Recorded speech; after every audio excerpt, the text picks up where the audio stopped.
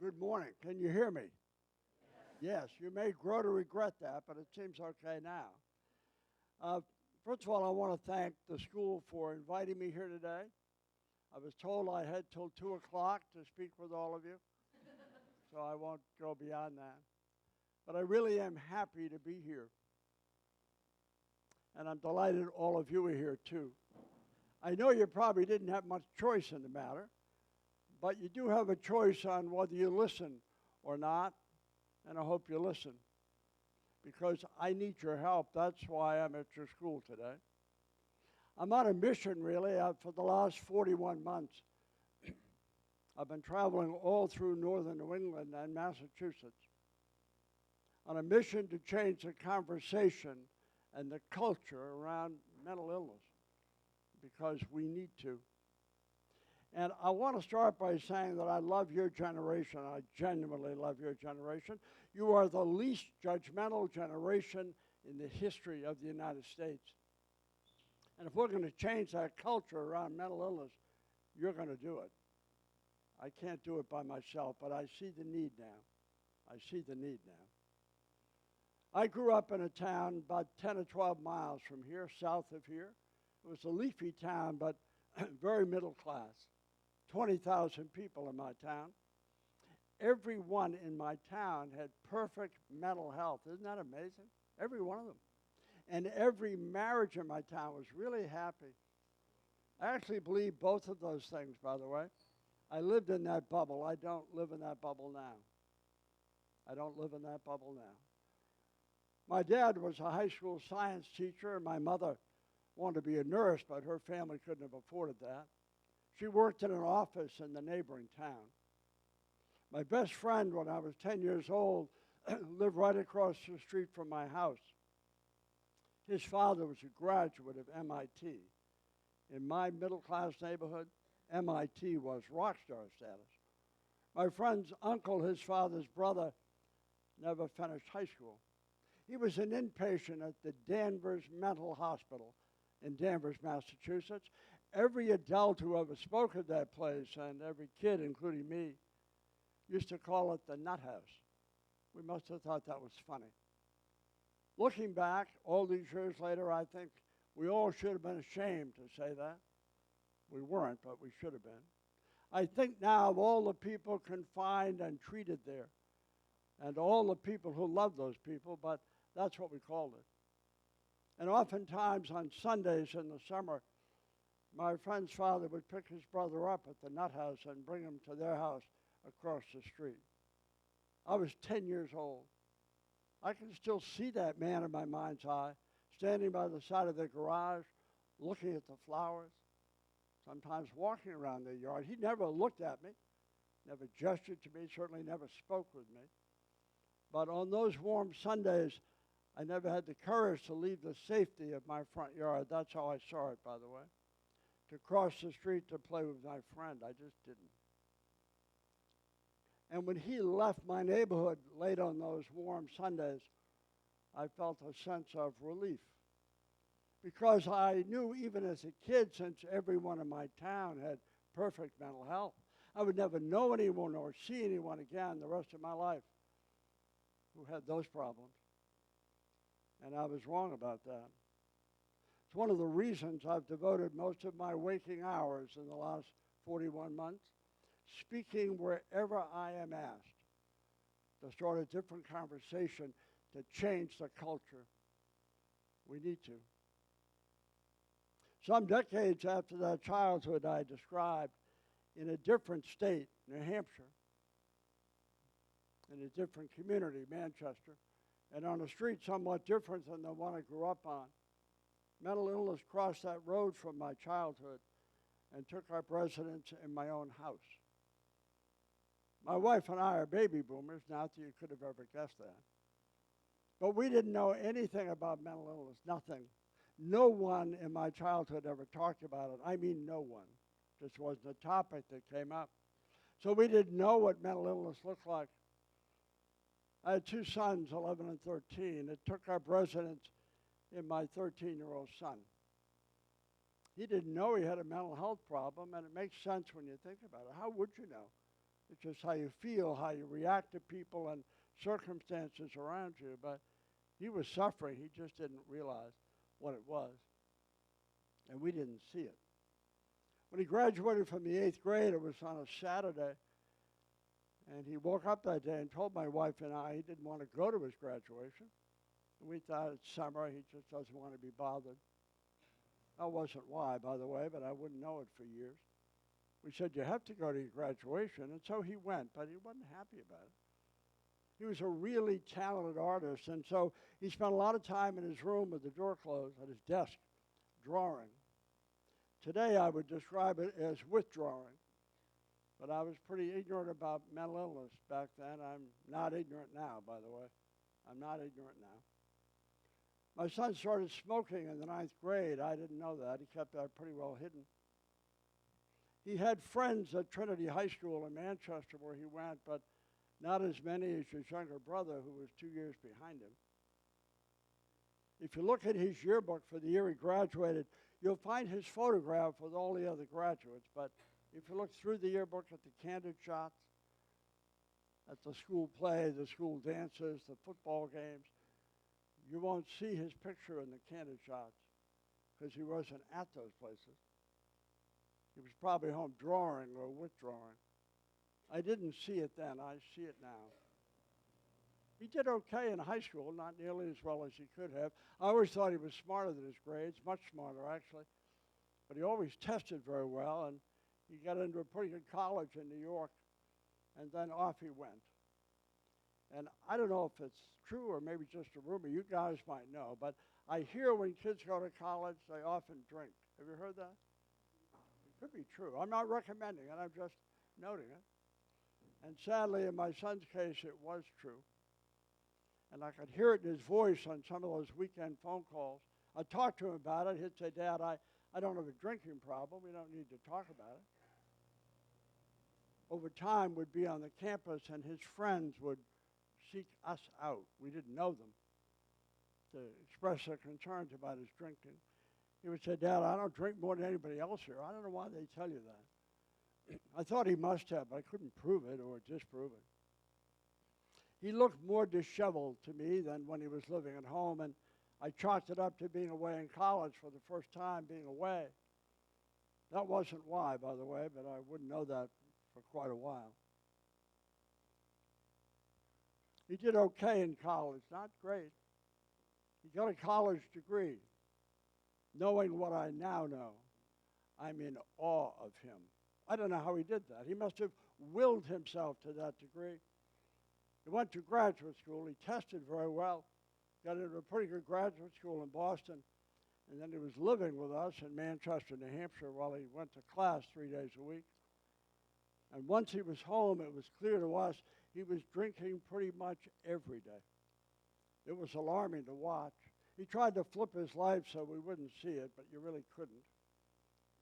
We'd talk to him about it. He'd say, Dad, I do not have an alcohol problem. We really don't need to talk about it.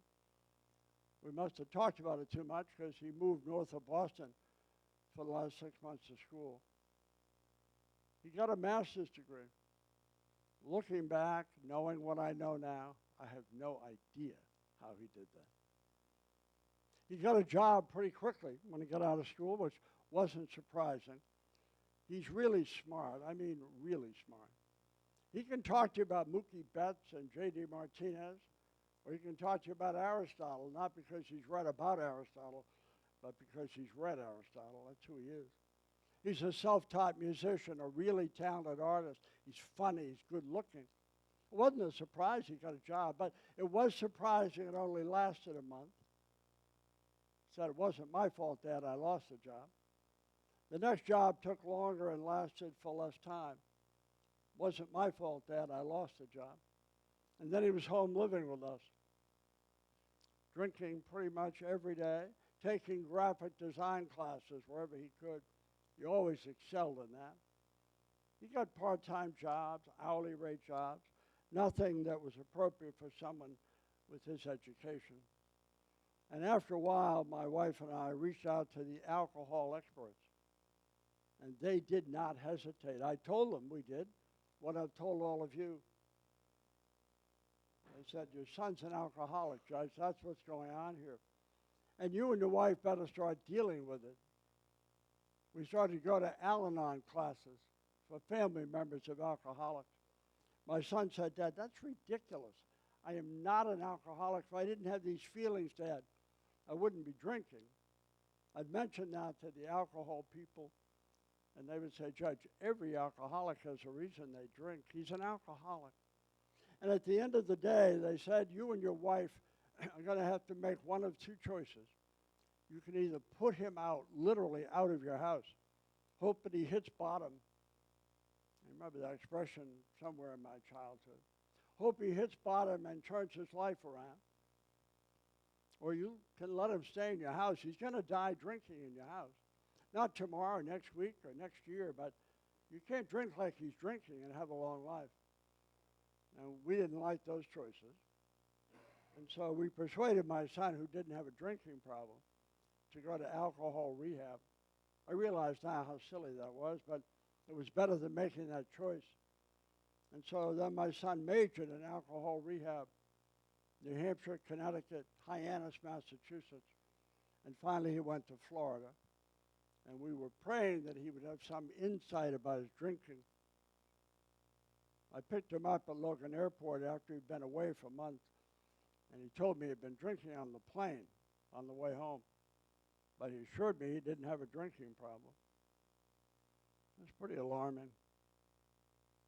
His younger brother had gotten his master's degree, had recently been married. His life was moving ahead like you would hope. My oldest son, talented, funny, smart, was going backwards at 100 miles an hour. He couldn't see it, and we couldn't stop it.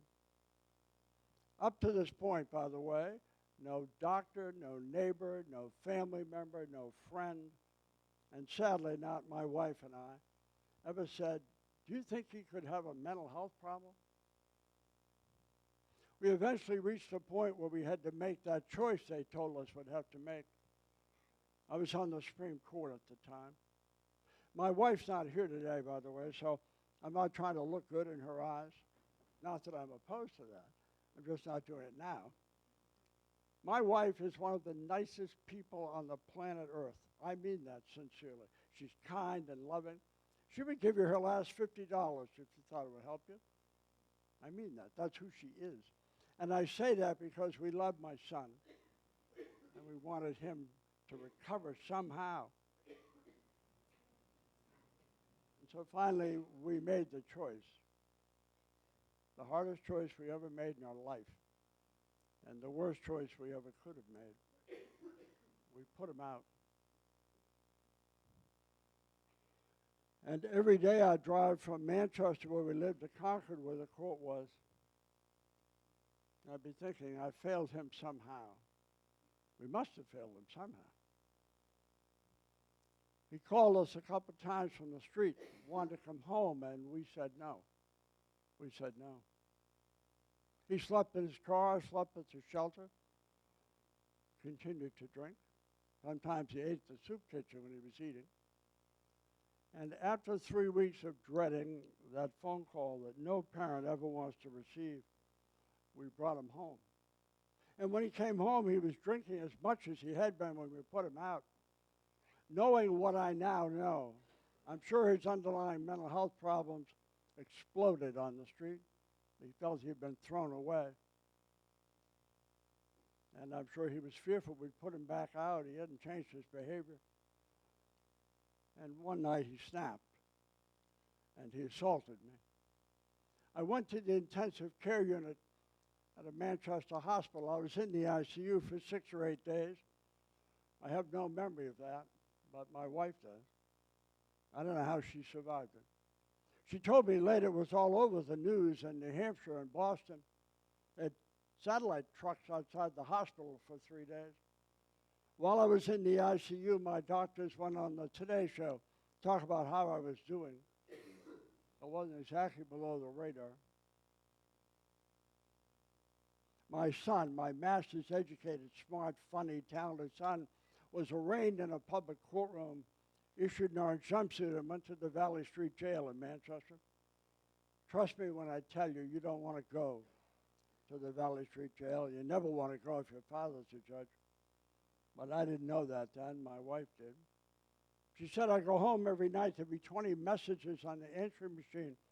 I'd delete every one of them. What would I have said to people? What would I have told them? She visited my son at the Valley Street jail when I was in the ICU. I cannot imagine what that was like. He was in his orange jumpsuit. His ankles were shackled. We were talking on a telephone with plexiglass between them. He said, Mom, I'm worried. Is Dad okay? I don't know why I did that to Dad. Just tell me he's going to be okay. I can never forgive myself. In the early days, she didn't know. He said, Mom, I only allow visitors here twice a week, but from my cell, I can see the corner of the cemetery. If you went there on certain days at 3 o'clock, I could at least see you, and I would know my family hadn't abandoned me. And so my wife by herself, late March, early April, kind of dreary, she'd drive to that street corner and park the car and wave at the jail. It was multiple stories. She said, I'd give him a thumbs up sign. But I didn't know what floor, what window, or even if he was looking back. And she said, I'd get in the car and cry all the way home. But I didn't know any of that then. After 6 or 8 days, I remember being wheeled along a corridor at the hospital. I was really sore. And I said to the fellow who was pushing me, what am I doing here? Why am I in the hospital? He said, I think you fell. I felt pretty sore for someone who'd fallen, but I had no information. They brought me to a room on the top floor, private room. And by the way, just a thought, when you visit people in the hospital, try not to say, I love your room, okay? Just don't say things like that. I hated my room. Somebody came in one day and walked to the window and looked back. It looked like a 2-day march to the window. They said, I love the view from your room.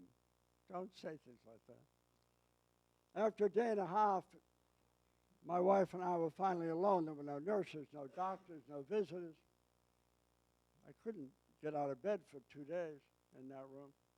But we were finally alone, and she told me what had happened as best she knew. And I hadn't fallen. And she told me where my son was. And we just cried. I've been a judge and a lawyer my entire professional life, so I knew what that meant for him and for us and for his brother. I wasn't even thinking maybe this has been in the newspaper, so I couldn't have been totally with the program. If I had any understanding at all, it would be alcohol when it's abused can take people to bad places. I don't know the technical definition of hopelessness, but I know what it feels like. That's exactly what it feels like. I couldn't even get out of bed, and had I been able to stand up, I couldn't have done anything. I couldn't even go home with my wife. When I got out of the hospital, they wouldn't let me visit my son. I would have, but the court wouldn't allow it. So my wife would have to go 2 days a week by herself. She'd come home crying every time. Eventually, friends would go who had known my son since he was little to give her a break. It was a hard time. After 6 months, my son was taken one morning from the Valley Street jail to a windowless basement courtroom in the center of Manchester, where he was going to be sentenced to the state prison. I hope you don't have that day in your life. When I was your age, sitting where you're sitting, I would have bet you anything I might ever do or own that could never be my family. It was my family that day. My son came into the courtroom through a side door. He had a bailiff at his elbow. He was dressed in civilian clothing. I wouldn't see that again for a long time. I was in the public section with my wife in the first row behind the rail. There was still press, still newsworthy apparently. And I stood up and he walked over to me and gave me a big hug and held me back by my shoulders to look at me. He said, Dad, I am so sorry. I don't know why I did that to you. Just tell me you're going to be okay. I said, they tell me I'm going to be fine. I said, look, we must have gone into this as a family, and we're going to get out of it as a family. If you don't quit, I said, your mother and I won't quit. He said, I won't quit then. And then he was sentenced to 7.5 to 15 years in the state prison. I hope you don't have that morning. I don't know how we all didn't pass out. He had served 6 months at Valley Street, so he had 7 years to go on the minimum sentence. The court suspended 4 of those 7. Said, you'll serve those on parole if they decide to parole you after 3 years. And then off he went. They don't allow you to visit new inmates for 30 days. They evaluate every new inmate. Where should they house them on the campus? What are the issues? But after 30 days, my wife and I were invited up. We met my son, the head psychiatrist, and 2 social workers in a conference room in the secure psychiatric unit of the state prison. My son was not housed there, but that's where the meeting took place. They may do good work there, but it's a sad, antiseptic, sterile feeling place. Feels hopeless is how it feels. And the psychiatrist started the meeting out by saying he'd come to know my son last month. He liked him. He thought he was funny and smart. He said, he has every life skill you need to be successful. We said, we love our son, doctor, but we're in the prison here. He said, I know that. Let me tell you what's going on here. He said, your son has really serious depression, panic attacks, and anxiety that are virtually off the charts. If you had those issues, Judge, and you thought it was you, you'd be drinking too. That was the only way he found relief. It just made his depression worse. It was a black hole getting deeper every day. But don't be too judgmental about it. It wasn't a good choice, but he was self-medicating his mental illness. And when he said that to us in that place, I knew we had failed him. I was, after all, the parent. I should have known something about mental illness. I didn't. I thought it was hopeless. I thought all mental illness was hopeless. It's far from hopeless. I know that now. I know that now. We'd visit twice a week. After 4 months, my son came out one night, gave us a hug as he always did. He said, Dad, I feel so different. I said, what do you mean different? He said, Dad, I'm sleeping through the night. I haven't done that since I was really little. My palms aren't sweating, Dad. My mind doesn't seem to be racing. I can focus, Dad. I'm teaching at the prison now, he said. I said, what are they doing for you here? He said, well, I see a counselor, Dad, pretty regularly. I take medication at night and in the morning. It's changed my whole life, then. I knew I had failed him. I should have known something. He was like that for his 3 years at the prison. My son was married at the state prison. Some of you will probably be married, most of you. I wouldn't choose that venue. That wouldn't be my first choice. The only advantage of a prison wedding is the receptions are really inexpensive. The photographer at the wedding was an inmate with a Polaroid camera. My son said, don't ask him what he's doing here, Dad. They don't ask at the prison. I said, I won't ask him. I'm going to ask him what he charges. So I said, what do you charge? He said, I charge $1 a picture, sir. I said, you are my kind of wedding photographer. As weird as this must sound to all of you, as weird as it would have sounded to me, it was the happiest day in the saddest place. I performed the wedding in a conference room off the main visiting room during visiting hours. I was Chief Justice at the time. My son's wife had gotten her master's degree with him in Boston. She later won an Emmy in New England for her work on film and film editing. She was twice nominated for the Emmy. She won it, just like the one you see on television. I've held the statue. I would keep it, but she won't let me. They have an 11-year-old daughter. She just turned 11. And I'm her grandfather, so I couldn't possibly be objective about her. But even if I were totally objective, she's stunning. She's a beautiful child. It's really like a movie star child. Every time I hug that little girl, I think, you are a miracle. Impossible. After 3 years, my son was up for parole. I said, they won't parole you. I was the chief, and it's going to look like they're favoring the judge's son, so don't get your hopes up. They paroled him. He was so good on parole, after a year, the parole officer said, why are you on parole? He said, I have to talk to the parole board about that. He said, I love coming to meet with you. I love our conversations. So he said, I'm going to try to get the balance of your parole stricken. I said to my son, they won't do that. I was Chief Justice. And they did. My son, who was drinking every day, has not had a drop of alcohol in 15 years. He said, Dad, I'm not that guy anymore. I don't have that tug anymore, Dad. I could stay in a liquor store overnight. I wouldn't drink. When he was paroled, my wife and I were at the prison. You're expected to talk about your children in a lot of places, not in front of a prison gate, you know. They sent a camera up the day of his parole hearing. It was clear he'd be coming home. They said, do you have anything you want to say? And we said, actually, we do. We're really happy my son will be joining his wife. She was working at Dartmouth College. I said, I want to say something else, too. My son's not a bad person who's suddenly a good person. He's always been a good person. He's now well. And those are very different things, by the way. I know that now. That first Thanksgiving, we were driving to get some last-minute item. He hadn't been home in 4 years. And so he said to me in the passenger seat, tapping his chest, he said, Dad, have you always felt like this?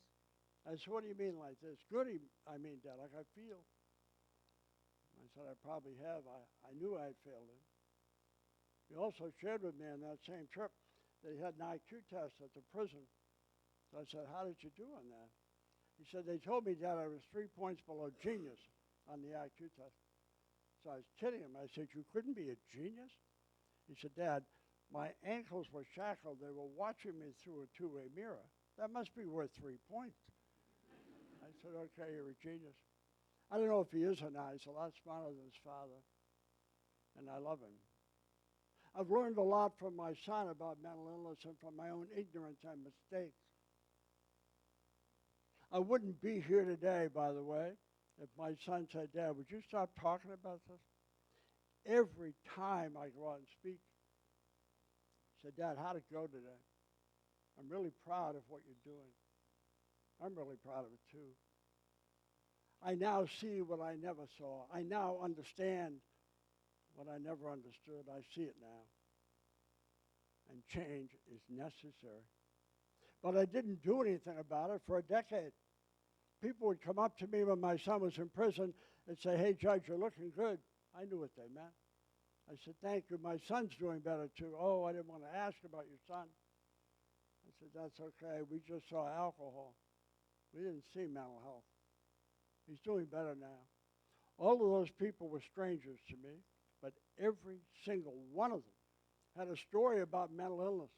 My mother, my father, my cousin, my sister, my daughter, my son, my neighbor, sometimes themselves, and they would open up to me because I was safe. I wouldn't judge them. I said to my wife, we thought we were alone down there in the Valley of Mental Illness. There were a lot of people marching down there. We just never noticed them. I noticed them now. But I didn't do anything.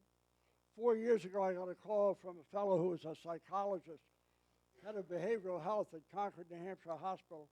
He said, John, I have a good friend. Her name is Barbara Van Dalen. She's a psychologist. She wants to start a national mental health awareness campaign. And she asked me, Bill Gunn was his name. She asked me, he said, to run it up here. And I said I'd help, but I didn't know enough people.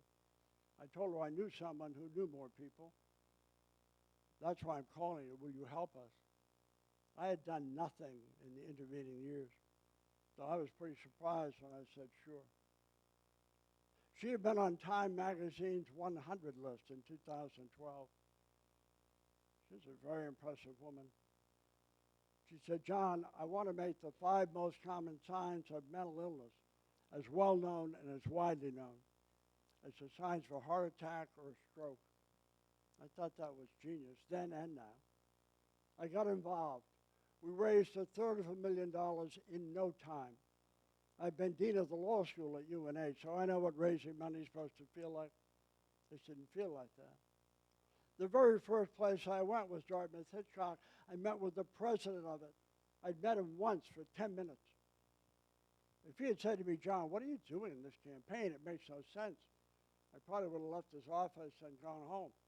He didn't. gave me money. Every hospital I asked gave me money. People gave me money. And everyone who gave me money had a mental health story, sometimes about their own families or someone they knew. Opened my eyes.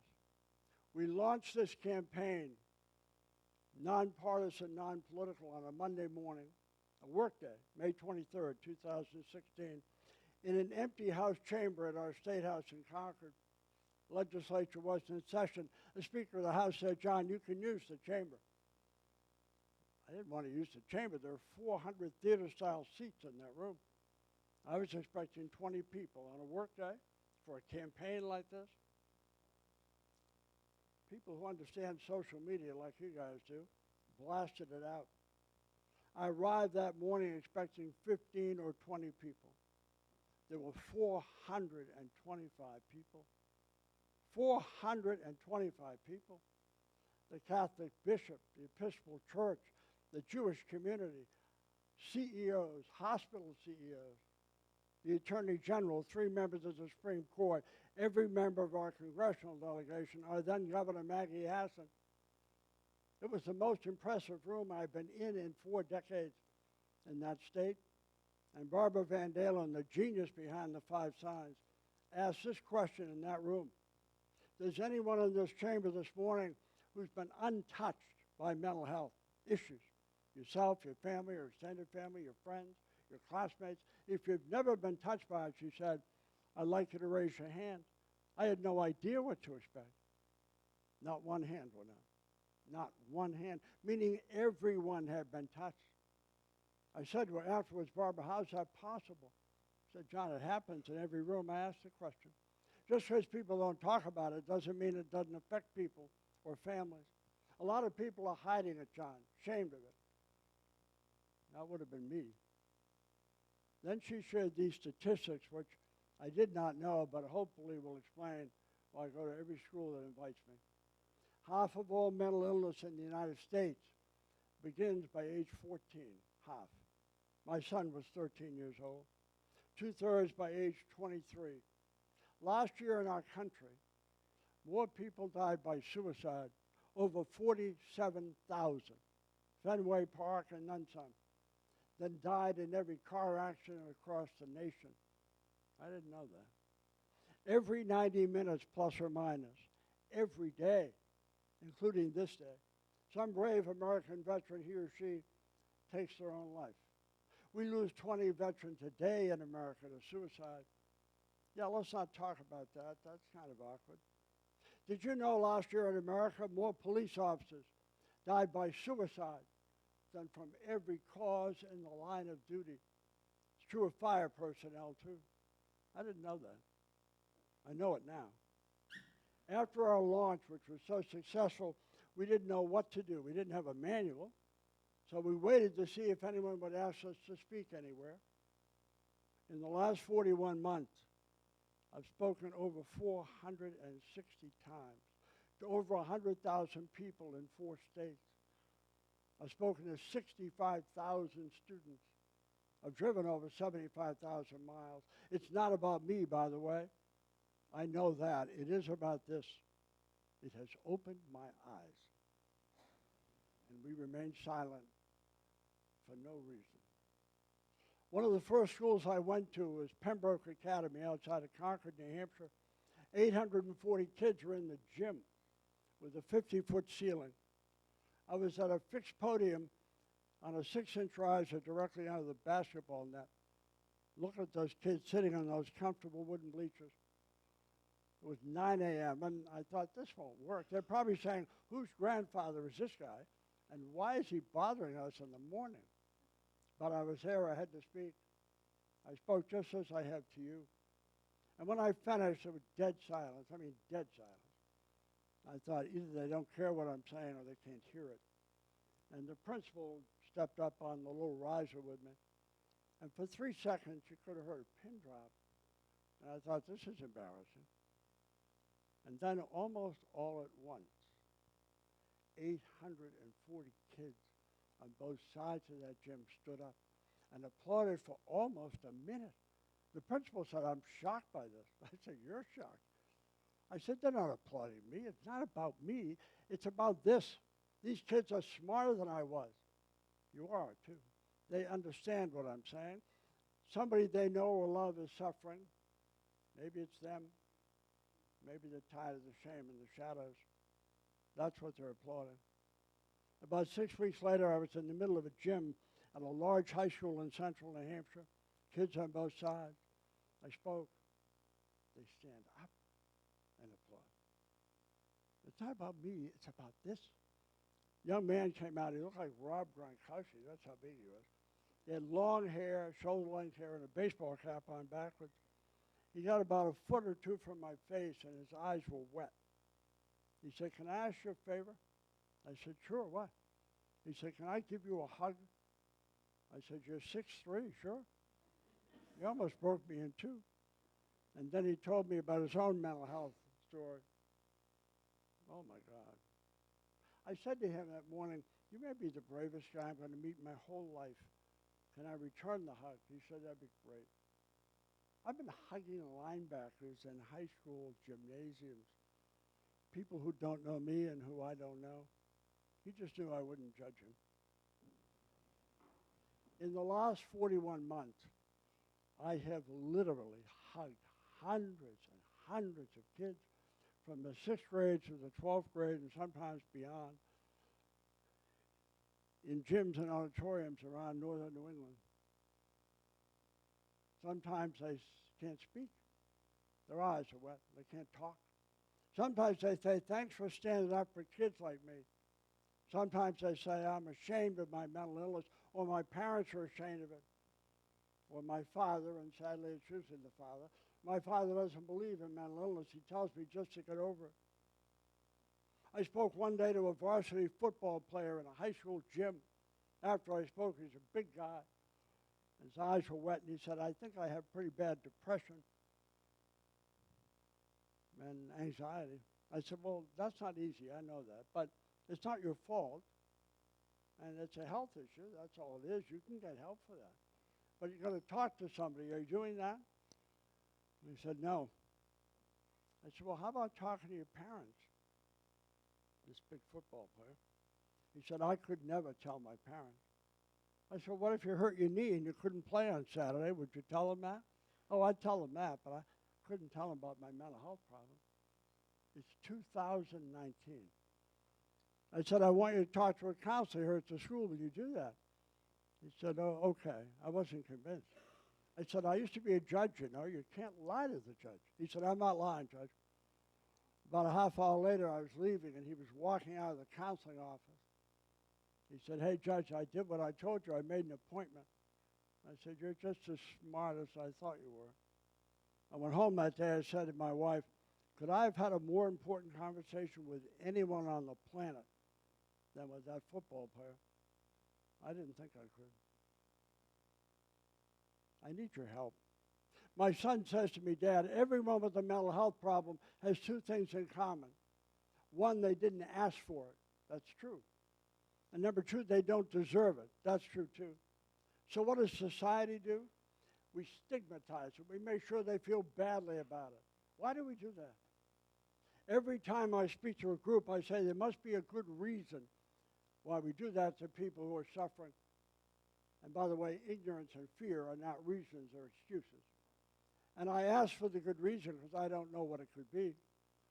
It won't surprise any of you to learn that no one ever raises their hand.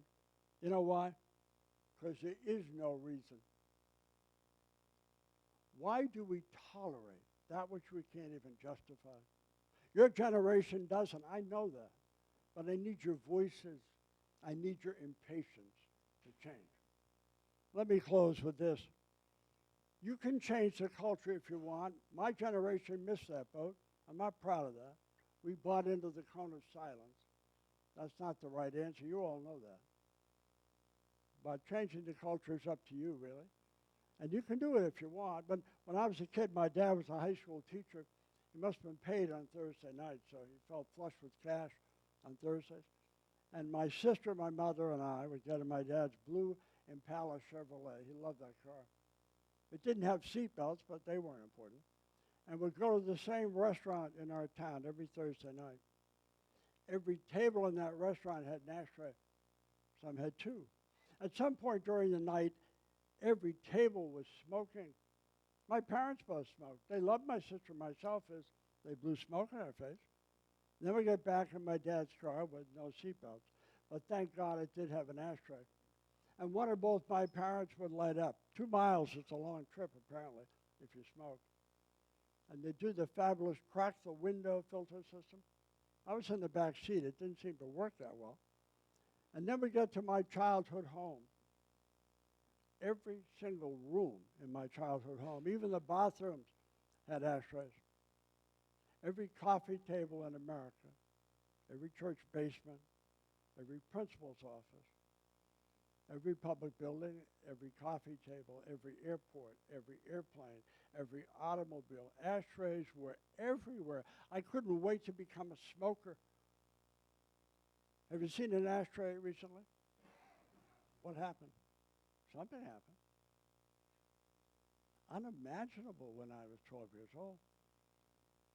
We had a black and white television set when I was a kid, and I know what you're thinking now. How old is this guy? But we did. It had 3 channels and rabbit ears, by the way.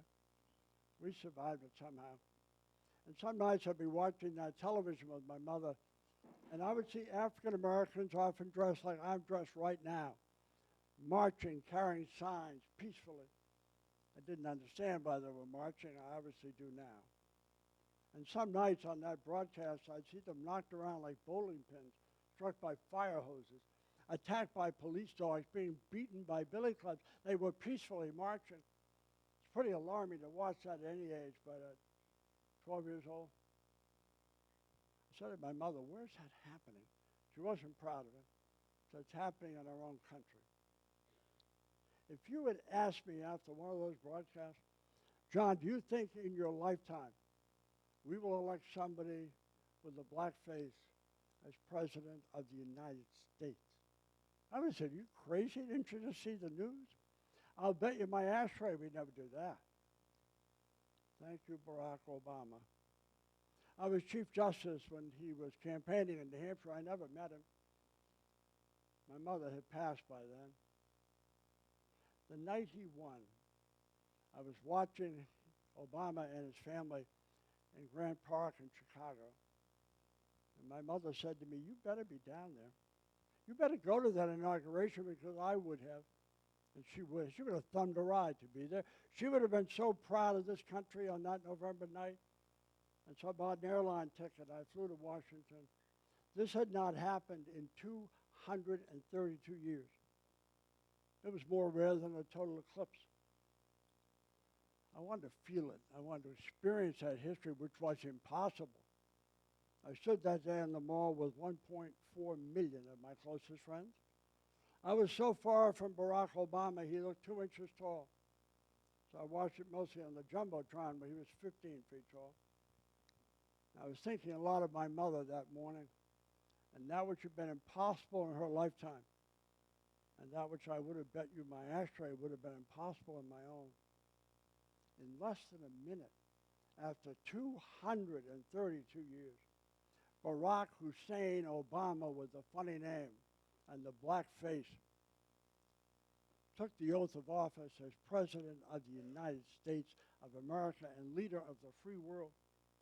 Something changed. Something changed. You know who elected Barack Hussein Obama? Young people around this country who didn't see his color or didn't care what color he was. He inspired them, as John F. Kennedy had inspired me as a kid.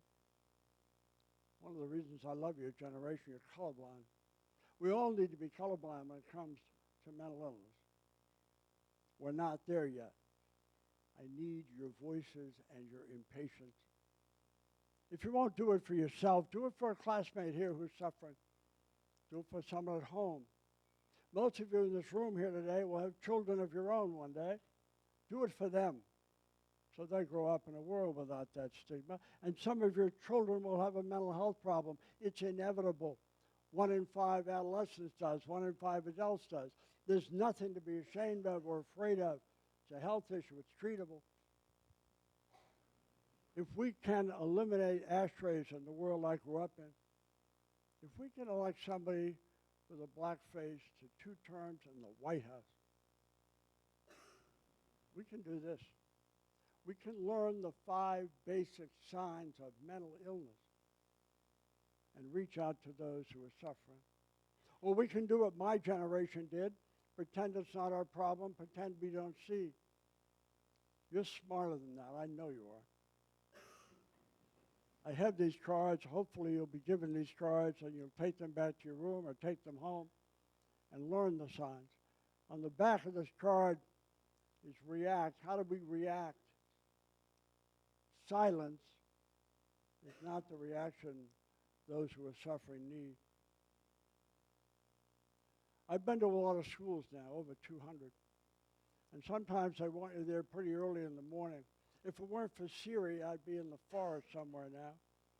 Siri's my best friend. And sometimes I have to be at schools at 8 in the morning, 8:30 in the morning. Sometimes I drive at night on bad roads or bad weather. And I got to be honest with you. Some days I think maybe this is a fool's errand. Maybe I'm the only one that cares about it. And then I have a moment like I had in southern New Hampshire about 6 months ago. I spoke to 6th, 7th, and 8th grade kids. They were seated on the gym floor. I spoke to them just as I spoke to you. And they listened. 6th, 7th, 8th grade. And when they were leaving, I was standing by the exit with the principal. And a young man came over, extended his right hand to shake mine. Told me his name and his age. He was 13. He was an 8th grader. He said, I want to thank you for coming to my school today and talking about this. I said, you're very welcome. I was happy to come. He said, I want to tell you why I'm thanking you. I said, sure. He said, they tell me here at school that I'm on the spectrum. And your talk here this morning has changed my whole life. He said, can I give you a hug? He started hugging me. He was crying. And my eyes watered too. I hadn't changed his whole life. I know that. But I'll bet you for the first time in his young life, he felt comfortable telling someone he did not know, but who he knew wouldn't be judging him or blaming him for his challenges, how he was doing. As sweet as that was, that young man should be able to hug anyone, tell anyone, without shame or stigma. I'm not here today for me, but I am here for all the young people, especially who have confided in me. We need to change it. And that will never happen until we start learning and talking. I need your help. Thanks for listening. You've been great. I appreciate it.